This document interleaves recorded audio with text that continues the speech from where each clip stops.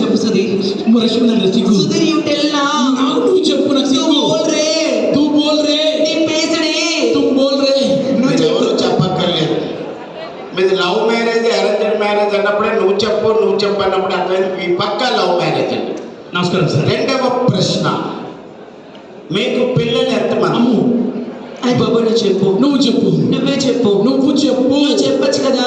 రష్మి నువ్వు చెప్పు. నువ్వే చెప్పురా. నువ్వు చెప్పు. ఇంగ్లీష్ సార్ చెప్తారట, డీసెంట్ గా కూర్చున్నారు. ఏం పేరు సార్ మీ పేరు?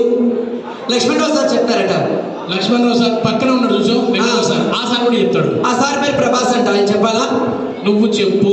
నువ్వే చెప్పు. అమ్మా రేష్మి, సార్ ఎవరు అక్కర్లేదు. మీకు పిల్లలు ఎంతమంది అన్నప్పుడు ఒకరు ఈస్ట్ ఒకరు వెస్ట్ వెళ్ళినప్పుడే అర్థమైపోయింది మీరు మంచం దగ్గరికి వెళ్ళటం లేదని. రెండు. మూడవ ప్రశ్న అక్కడి నుంచే చెప్పండి.